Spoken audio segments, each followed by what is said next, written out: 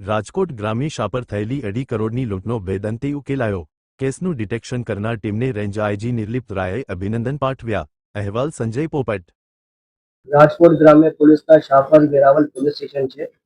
એમાં જે છે એ પોલીસ સ્ટેશન વિસ્તારમાં એક ખૂબ જ મોટો ધાડનો બનાવ બનેલો હતો। એ ધાડનો બનાવ એવી રીતનો હતો કે ત્યાંના જે જૂના રાજવી પરિવાર છે એમાં જે જીતેન્દ્રસિંહ જાડેજા જે ભોગ બનનાર છે એ પોતાના મકાનમાં એકલા સૂતા હતા અને રાતે જે છે એના કહેવા મુજબ 6 થી 8 લોકો ત્યાં આવ્યા અને આવીને જે છે એને બાય ફોર્સ સાઈડમાં બેસાડી અને નાની મોટી ઈજા કરીને ત્યાંથી એમના પૈસા અને દાગીના અને સાથે જે છે એનો લાયસન્સ વેપન જે રાઇફલ હતી એ લઈને જતા રહ્યા હતા। હવે જે બનાવ છે ખૂબ જ સિરિયસ બનાવ છે હતો અને બનાવ જે છે એ તાત્કાલિક જે છે એ રાતનો બનાવ હતો। પોલીસે જે છે ઇમિડિયેટલી શાપર વેરાવળ પોલીસે રિસ્પોન્ડ કર્યું હતું। ત્યાં જઈને જે છે જે રીતે કોઈ પણ સીન ઓફ ક્રાઇમ છે એને સિક્યોર કરવામાં આવે છે તો એ સીન ઓફ ક્રાઇમ જે છે પ્રોપર સિક્યોર કરવામાં આવેલ હતો।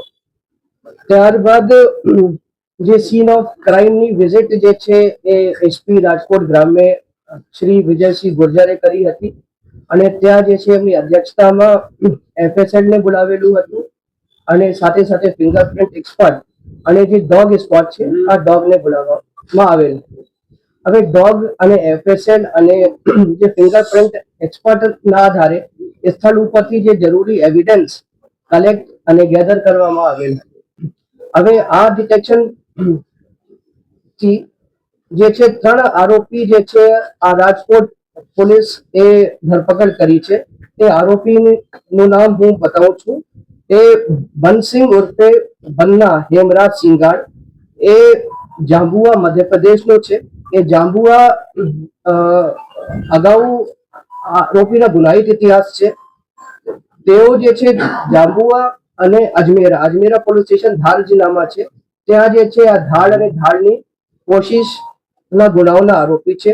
જે શેતાન દિવાનભાઈ જે આપણે જે બીજા અટક થયેલા આરોપી છે એ ગરબાડા દાહોદના છે। એના ઉપર જે છે કુલ 7 જેટલા પ્રોહિબિશનના ગુના છે અને જે ત્રીજા આરોપી જે પકડાયા છે તે આરોપીનું નામ છે દિનેશ શેતાનભાઈ પરમાર જે ગરબાડા દાહોદના છે અને એના ઉપર પણ 2 પ્રોહિબિશનના ગુનાઓ દાખલ છે।